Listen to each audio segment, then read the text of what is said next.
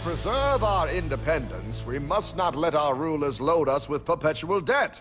We must make our choice between economy and liberty or profusion and servitude. Wow. I place economy among the first and most important of Republican virtues, and public debt is the greatest of the dangers to be feared. It is incumbent on every generation to pay its own debts as it goes. We must have a central bank to secure this country's finances. If the American people ever allow private banks to control the issue of their money, first by inflation and then by deflation, the banks and corporations that will grow up around them will deprive the people of their property until their children will wake up homeless on the very continent their fathers conquered. Jefferson, you're mad. This country will have a central bank. At a bird's eye view, Plainfield, New Jersey may look like lots of small towns across America. But when you walk the streets and talk to the folks here, you start to realize something. The bank owns a big chunk of this city. I moved in 3 houses, and 3 of the houses that I've lived in have foreclosed, and I was forced to move. Of the roughly 9,000 homes in Plainfield, nearly 900 are in foreclosure. That's almost 3 times the national average. It's terrible. I mean, my kids have to walk past these empty houses, and I'm afraid for them.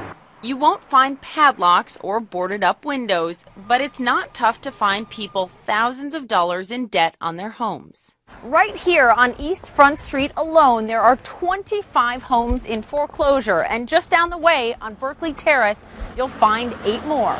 Crime is now rampant in Plainfield. The police spend their time breaking up gang activity, and determining which came first is a chicken and egg situation for Mayor Sharon Robinson Briggs. Do you feel as though the amount of foreclosures, really the foreclosure crisis in this city, led to this increased gang violence? There may be a relationship in terms of certain areas in the city of Plainfield where some of our residents have been laid off, who feel kind of hopeless at this point.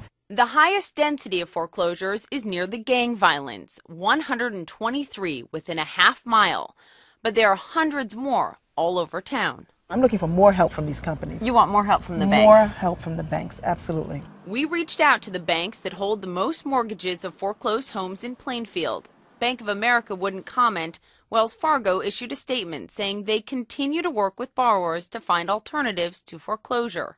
The town is going down, taxes are going up, we're suffering. Today, home prices continue to fall. There are layoffs in the schools, and the city has cut 50% of its workers since February.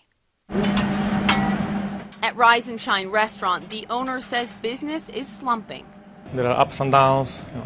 Some days are better, some days are slow. It's tough. Unless something can turn around, we need a miracle, because we need a miracle. The empty homes have changed the lives of the people who still call Plainfield home. In New York, Poppy Harlow reporting.